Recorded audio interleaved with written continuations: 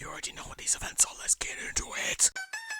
As per the usual, you go into a bunch of different games attempting to complete quests that a bunch of devs set up for you. These were relatively simple enough, but, of course, the main twist is there's $1 million on the line. So, along with a regular token, there's also the infamous mega token to look out for. It sort of draws parallels to the Ready Player One event if you were around for that. Basically, very difficult quests that are very obscure and all that, except instead of being spread across like 3 games, it's instead of spread across all of them. There was also a specific order you had to get the mega tokens in, so you couldn't just go directly to Fish to get his mega token, as that was the last game of all of them. As per the usual, you will be able to get a bunch of rewards depending on how many quests and tokens you collect. There's a simple regular track to get them on, but also, of course, the gold path you can purchase with Robux. This seems to be the sort of ideal way they're going to structure events from now on, which is kind of a shame, especially since previous events had all rewards you could get for free most of the time. However, again, the gold track here was a lot more worth it, as soon as you collect your first mega token, another track will open up which gives you even more rewards and even more gold rewards to earn.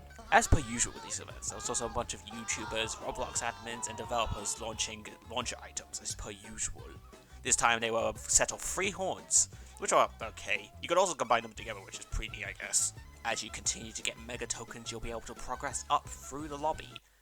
As in, actually going up. You'll be able to explore different floors of the lobby, which will also enable you to find clues scattered around it to help you possibly find what the next game is. This was probably the best part of the event for me, trying to just figure out what the next game was, and everyone racing to try and get the elite token next. I wasn't exactly vying for the million, to be honest, mainly because the timings for them were awful. The final set of tokens they enabled were set at midnight my time, so I couldn't really be bothered to take any of them. Once you progress to the final layer, you get your final set of 2 prizes, a K-Banner, a pretty neat crown. There's also a gold version of the crown you can get, which isn't part of the bling track and you need to spend another 1,000 Robux for. This is pretty scummy, I'm not gonna lie. It's not even specified that it will become like limited or anything, they're just kind of paywalling another accessory that you could have gotten with the bling track. But other than that, the accessories this time were pretty good and plentiful this time around. Both free to play and gold track users are getting pretty decent rewards this time around. Not gonna lie. I also got like double the accessories for some reason. You could have gone like Noir and Blanc versions of the accessories if you were like fast enough to get a bunch of tokens. I don't know if that's true or not, but I mean, I'll take it. Of course, in order to get these accessories, you had to go for the 25 different experiences set across all of Roblox here. And I gotta be honest, a vast majority of the games were pretty good, and I had fun with them. Pressure, Untitled Tag Game, the SpongeBob Tower Defense, all their games were pretty good, and I had fun with their mega tokens especially. Arsenal put together a mini RPG segment where you team up with Fortnite Ninja, how could you not love it? However, unfortunately, there were still some stinkers in the batch. Very obvious stinkers, mind you. Time for the mini top 5, everybody. Yippee!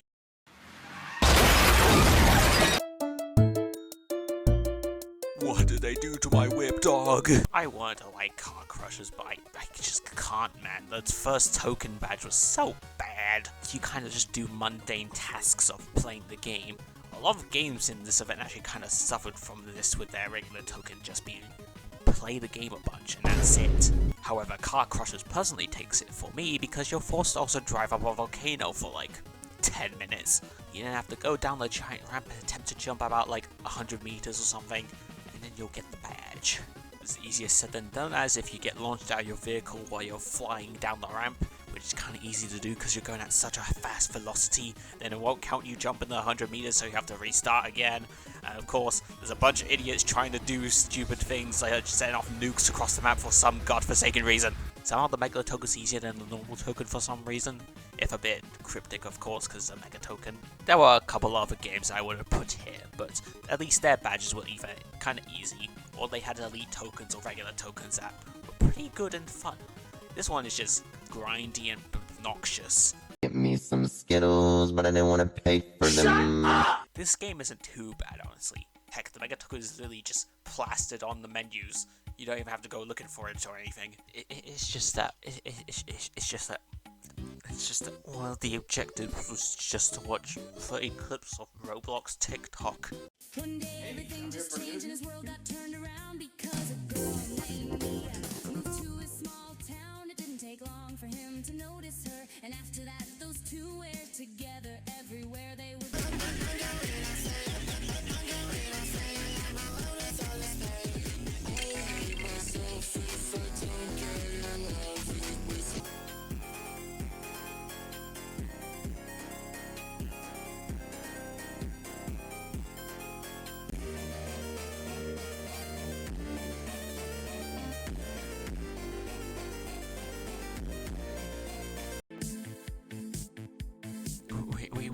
We truly live in a society. Yummers. Back to actually playing a game. We got Eat the World. The goal for the regular token is simple, just get this noob fool by throwing fruit at it and all that. Its main problem comes in the fact that people can still kill you and reset your size, meaning you have to get back to eating all over again. It's kind of obnoxious and kind of boring since you gotta feed this noob a bunch of times. It's kind of slow, and you walk around so slowly. Oh my god, why? Miss! Miss! Miss!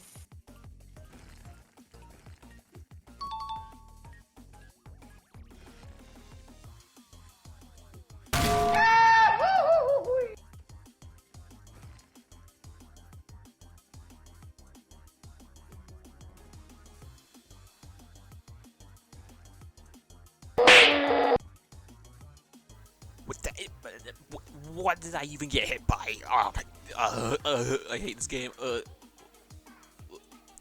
What? I gotta flop away. Mr. X, I'm gonna get killed by you, not today. I gotta get home to my people. My fish people need me. Flappy. Get me out of here! No! The Mega Token is a whole other beast, though. You gotta go around and find a button first, which is kind of obnoxious because, again, you walk so slowly. Do a quick memory game and find an egg and then feed it to the noob.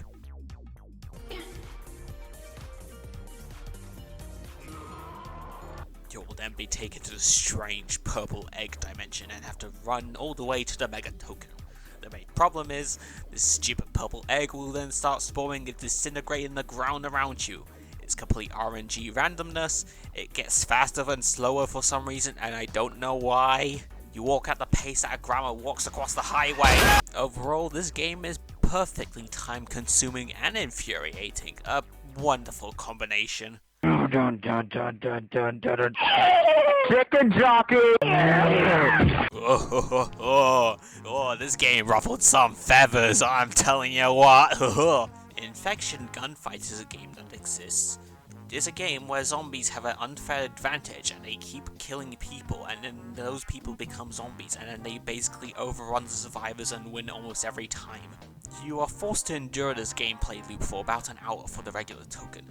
But the Mega Token is a whole other story. Find a pair of goggles just randomly scattered around the map. But then comes the fun part. Letters will start spawning on people depending on what team you're on. If you're a zombie, they'll spawn on humans. If you're a human, they'll spawn on zombies. These letters will randomly swap between each other every 30 seconds or so. They swap through the entire alphabet and you cannot control what the letter swaps to whatsoever. Your main goal is to deal damage or hit humans as a zombie in order to get these letters to spell out Mega Hunt. So then the entire game just evolves into, oh, this zombie has a letter I should shoot at it. Oh no, it swapped into another letter, guess I gotta go over here now. Oh no, I'm a zombie now, guess I gotta go look for humans.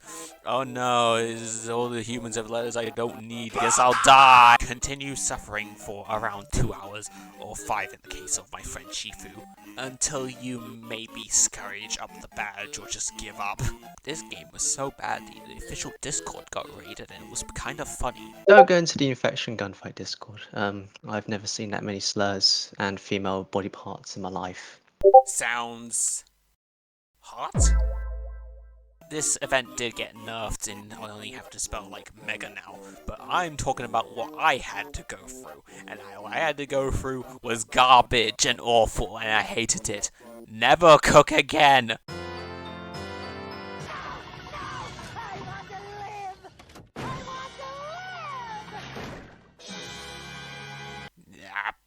Here we go again. Pet Simulator 99. It is a game that exists and it has gameplay and it has pets and it's a simulator, I guess. The first objective is just to complete a leprechaun raid or whatever the hell it's called, and I don't care, it's boring. However, the one and only reason it's up here is because of its mega token. The other mega tokens I've talked about sort of like go into like gameplay, I guess. They're mostly like you gotta kind of figure it out, but the more infuriating part is just doing the gameplay of them and trying to complete the objectives. This one is not only easy, but it's so painfully cryptic that I don't think you could like figure this out by yourself. Like, props if you did, I guess, but like there's no way someone could like just figure some of these steps out, or just like random guess, because again, it's random guessing because there's no indicators of where you need to click on any of this. I need to actually go into the actual thing, so okay, so you do a raid, I guess, and get a random key for some reason. Don't know what it's for, don't care, you need the key, I guess. You then go into the raid again, get up to like here with a bunch of houses, you click on one of these houses with no indicator, type in knock knock because it's like, you know, knock knock joke. You go inside the house, you gotta find like incredibly obscure letters hidden around the area. These spell out Gunter, which is sort of a reference to the Ready Player One event, I think. You then gotta go outside, go to this like ruin area, and then click on these specific symbols that spell out Gunter, which don't even look like letters to begin with. Go back inside the house, look at this little pot which will say, oh, you're not lucky enough to open this up yet. Then go outside and then click on every single 4-leaf clover you can see around the area, with no indicator that you actually clicked it or that you're actually done. So if you go in the house and it says, oh, you still haven't got it yet, you gotta go back outside and click all of them again. At least with like Gunfight Arena, there's gameplay to be had and some sort of skill in order to like get the letters, I guess. This is just cryptic for the sake of being cryptic. There's no hints, there's no skill involved, and it just wasted everyone's time. Very much the worst game of this event, I gotta be honest. Although it's kind of a close tie between this and Gunfight Infection. Whatever, who cares? They sound the same. Overall, despite these boils, this event was pretty alright, all things considered, and I had a lot of fun with this. This is probably the best event of that I've pulled off so far, but that's not really saying a lot with some of the other events that have been done in the past so far. I think it mainly just comes down to selecting the sort of devs that they want to put into these events and making sure they can actually cook on their little games or whatever they're planning in order to, you know, really make these events memorable and fun for everyone.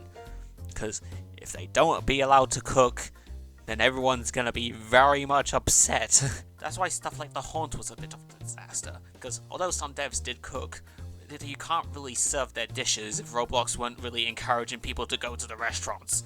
Again, this isn't perfect, but this is a pretty alright event, all things considered, and I had fun with it as per usual. I guess my only real complaints are, well, the final bullying item being another paid microtransaction, and of course, allowing the pet sim devs to cook on an event where money's on the line, but overall, again, it was pretty alright, all things considered.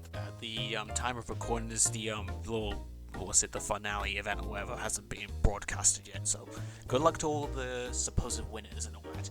I hope nothing goes horribly wrong for the winner. I sure hope so. Anyways guys, that's it for today's video. Be sure to like and subscribe for more content and hit that bell for more content. And as always, I hope you enjoyed today's video.